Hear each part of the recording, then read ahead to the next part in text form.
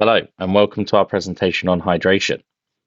Now, hydration, when talking about our bodies, is the process of providing adequate water to the body's tissues. Our bodies are made up of approximately 60% water, and our blood is made up of over 90% of water. So, as you can see, water is essential in our bodies to allow for many functions and processes to take place. These can include kidney function to filter for the body, the forming of saliva, which is essential for breaking down food, regulating our body's temperature, detoxification, the transportation of nutrients and oxygen to cells, the lubrication and cushioning of the brain, spinal cord, joints, and tissues, and blood pressure, allowing for the fluidity of blood vessels and the blood. Now, as you can see, these are all very important things.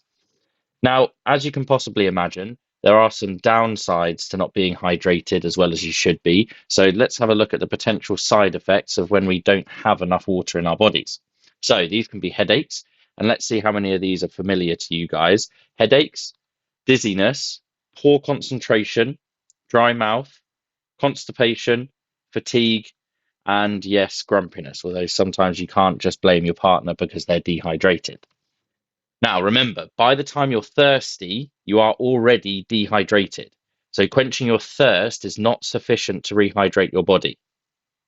A really good indicator of your level of hydration is your urine color.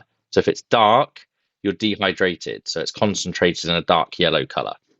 If it's light, then you're hydrated. It's not necessarily clear, but it's more of a straw, light yellow color. Some vitamins and medications will obviously change the color of your urine. So, as you all have probably seen, if you're having asparagus, obviously it can change the scent of your urine. And if you've had a multivitamin in the morning, quite often it will come out a slightly sort of luminescent color. So, don't worry, you're not turning into a superhero. Now, obviously, the next question that comes up is how much should we drink then?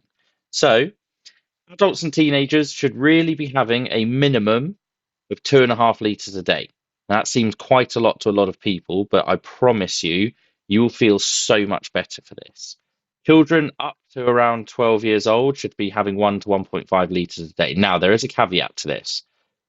If you're exercising, you have to be having more than the recommended amount of water a day as you're sweating it all out. And this also includes getting those electrolytes back in as well, but we'll talk about that another time.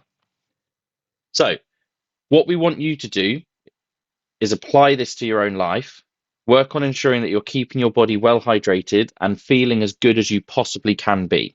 So, make sure you're getting a minimum of 2.5 liters of water each day and keep track of it on the Core 4 checklist. Thanks very much.